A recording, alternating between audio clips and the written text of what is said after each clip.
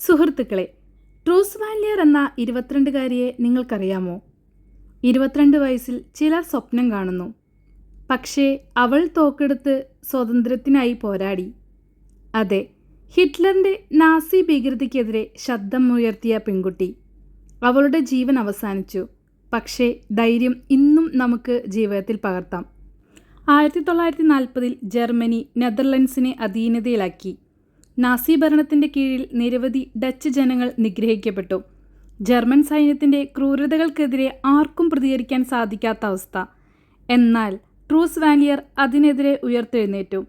1943 September 3-ന് നാസികൾക്കായി പ്രവർത്തിച്ച ക്രൂരനായിരുന്ന Gerard കെല്ലറിനെ പബ്ലിക്കായി വെടിവെച്ചു കൊന്നു.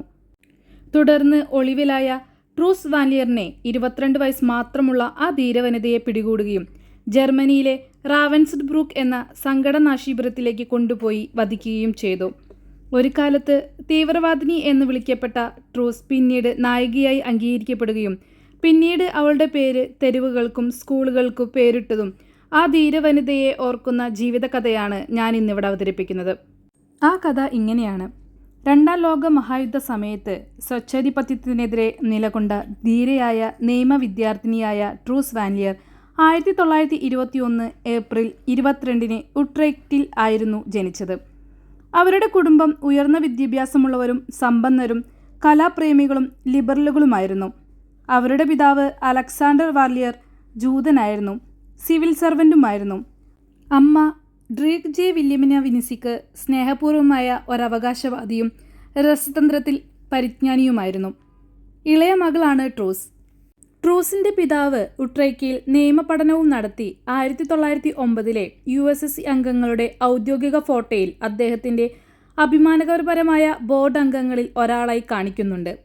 പല യൂറോപ്യന്മാരെ പോലെ ആദ്യം ജർമ്മനിയിലും പിന്നീട് യൂറോപ്പിൻ്റെ മറ്റ് ഭാഗങ്ങളിലും പരിധിയില്ലാത്ത അധികാരം അവകാശപ്പെടുമ്പോൾ ഹിറ്റ്ലർ ഉയർത്തുന്ന അപകടങ്ങളെക്കുറിച്ച് അദ്ദേഹത്തിന് നന്നായി അറിയാമായിരുന്നു. എന്നാൽ ആ അപകടബോധം അതിനു മുമ്പ് തന്നെ അനുഭവപ്പെട്ടിരിക്കാം. 1811-ൽ ലൂയിസ് നെപ്പോളിയൻ രാജാവുമായി കൂടിക്കാഴ്ച നടത്തിയ ട്രൂസിൻ്റെ മുതുമുത്തച്ഛനോട് നെപ്പോളിയൻ തൻ്റെ ജൂത സ്വത്വത്തെക്കുറിച്ച് ചോദിച്ച് അദ്ദേഹത്തെ അവഗണിച്ചിരുന്നു. ട്രൂസിന് 5 മാസം പ്രായമുള്ളപ്പോൾ അവരുടെ കുടുംബം വീടുകൾ മാറി. ഹിറ്റ്ലർ തീവ്ര വലതുപക്ഷ നാഷണൽ സോഷ്യലിസ്റ്റ് ജർമ്മൻ വർക്കേഴ്സ് പാർട്ടിയുടെ നേതാവായ സമയത്താണ് ഇത് സംഭവിച്ചത്. തുടക്കം മുതൽ തന്നെ നാസിസത്തിൻ്റെ ഉയർച്ചയെക്കുറിച്ച്, അത് ജൂതന്മാർക്കുയർത്തുന്ന ഭീഷണിയെക്കുറിച്ചും കുടുംബത്തിന് നന്നായി അറിയാമായിരുന്നു. ജർമ്മൻകാർ നെതർലാൻഡ്സ് ആക്രമിച്ചതിനു ശേഷം ട്രൂസ് ഹൈസ്കൂളിൽ നിന്ന് ബിരുദം നേടി. ഉട്രെക്റ്റിലെ നിയമ സ്കൂളിൽ ചേർന്നു. അന്ധമായ വിശ്വാസങ്ങളാലും അധികാരദ്രോഹങ്ങളെയും പൂർണ്ണമായി നിഷേധിച്ച് അവളെ വളർത്തിയത് സാമൂഹ്യബോധത്തോടെയുള്ള കുടുംബമായിരുന്നു. നീതിയും നിഷേധത്തോടും പ്രതികരിക്കാനുള്ള ധൈര്യം ട്രൂസ് ബാല്യത്തിൽ നിന്ന് തന്നെ പഠിച്ചിരുന്നു. നിരവധി കൊലപാതകങ്ങൾക്ക് ഉത്തരവാദികളായ USVയിലും ആംസ്റ്റർഡാമിലെ CS6 എന്ന പ്രതിരോധ ഗ്രൂപ്പിലും അവർ ചേർന്നു. ഇതൊരു രഹസ്യ ഗ്രൂപ്പാണ്.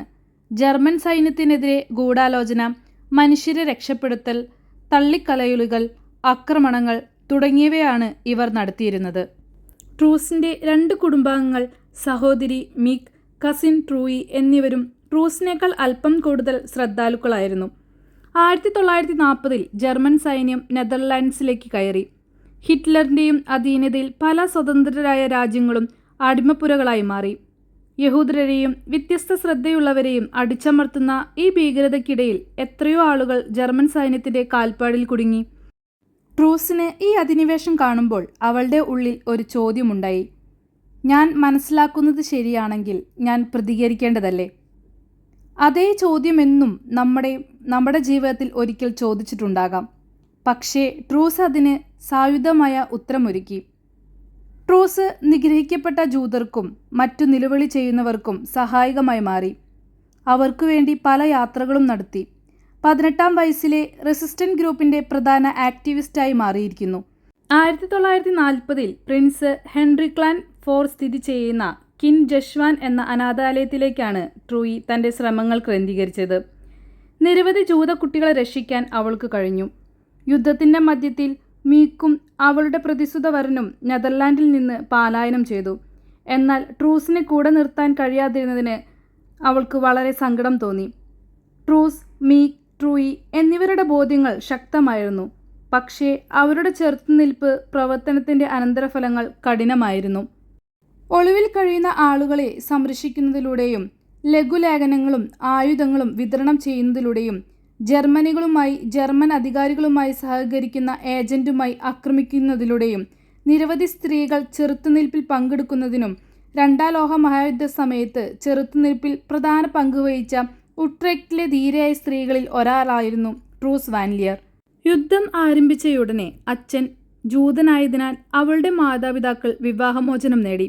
അതിനാൽ അവളുടെ അമ്മയ്ക്ക് ആര്യൻ പ്രഖ്യാപനത്തിനായി വീണ്ടും അപേക്ഷിക്കാൻ കഴിയുമായിരുന്നു. അതേസമയം അവളുടെ പിതാവ് ഒളിവിൽ പോയി. 1940 സർവകലാശാലയിൽ നിയമം പഠിക്കുമ്പോൾ നെതർലാൻഡ്സ് ജർമ്മനിയുടെ അധിനിവേശത്തിലായിരുന്നതിനാൽ ആംസ്റ്റർഡാമിലെ മുനിസിപ്പൽ സർവകലാശാലയിൽ അവരുടെ സഹോദരി മിയൻജെ ഫ്രഞ്ച് സാഹിത്യം പഠിച്ചുകൊണ്ടിരിക്കുകയായിരുന്നു. ഈ സമയത്ത് CS6 റെസിസ്റ്റൻസ് ഗ്രൂപ്പ് പ്രവർത്തിച്ചത് ട്രെയിനുകൾ തകർക്കാൻ ബോംബുകൾ നിർമ്മിച്ച ഒരു കുടുംബ വീടിൻ്റെ ബേസ്മെൻറ്റിൽ നിന്നാണ്. 1943 ട്രൂസ് വാൻലിയർ അമേഴ്സ്ഫ്യൂട്ടിലെ മെർച്ചാച്ചിസിലേക്കും നുഴഞ്ഞു കയറാൻ കഴിഞ്ഞു. സോസ്റ്റർബർഗ് വിമാനത്താവളത്തിൻ്റെ ചിത്രങ്ങളെടുത്ത് പ്രതിരോധത്തിന് കൈമാറി. കൂടാതെ ഒരു കൊറിയർ എന്ന നിലയിൽ അവർ സന്ദേശങ്ങൾ, ആയുധങ്ങൾ, നിയമവിരുദ്ധ സാഹിത്യങ്ങൾ എന്നിവ എത്തിക്കുകയും ജൂതന്മാരെ ഒളിത്താവളങ്ങളിലേക്ക് കൊണ്ടുപോകുകയും ചെയ്തു. 1943 സെപ്റ്റംബർ 3 ഒരു നിർണായക ദിവസം തന്നെയായിരുന്നു.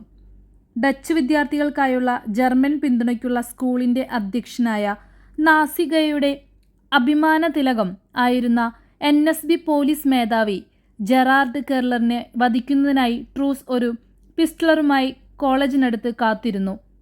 എപ്പോഴും സുരക്ഷാ വളയം കൊണ്ട് ചുറ്റപ്പെട്ട് നടക്കുന്ന കെർലറിനെ ആ ദിവസം ഒറ്റയ്ക്ക് കിട്ടി. ട്രൂസ് മുൻകൈയെടുത്ത് കൃത്യമായ തീരുമാനത്തോടെ പബ്ലിക്കായി വെടിയുതിർത്തി. ജെറാർഡ് കെർലർ മരിക്കപ്പെട്ടു.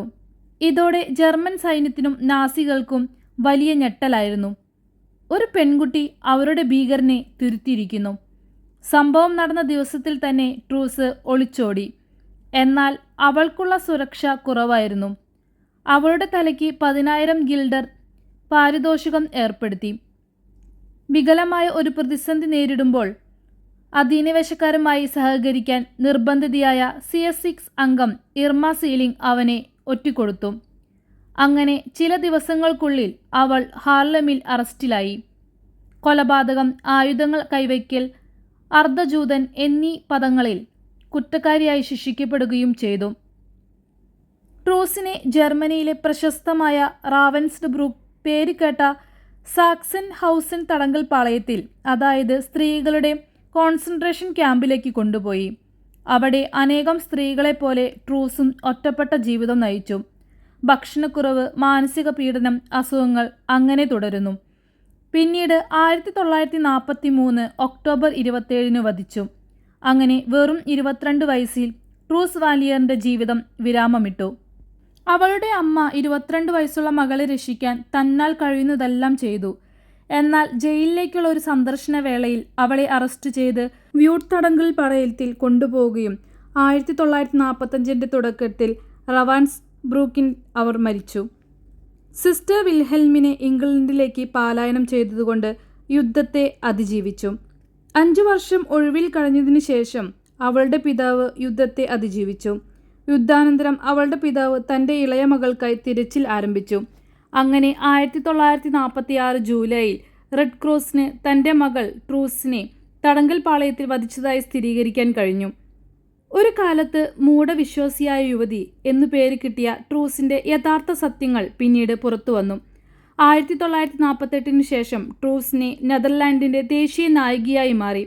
അവളുടെ പേര് പല സ്കൂളുകൾക്കും തെരുവുകൾക്കും സ്മാരകങ്ങൾക്കും നൽകിയിട്ടുണ്ട്. 1990കളിൽ അവളുടെ പേരിലുള്ള ലേഖനങ്ങൾ, പുസ്തകങ്ങൾ, ഡോക്യുമെൻ്ററികൾ വന്നപ്പോൾ ലോകം അവളെ വീണ്ടും ഓർത്ത് നീട്ടിപ്പിടിച്ചു. ട്രൂസ് പലപ്പോഴും ഉട്രെക്റ്റിൻ്റെ ഹാനിഫാഫ്റ്റ് എന്ന് വിളിക്കപ്പെടുന്നു.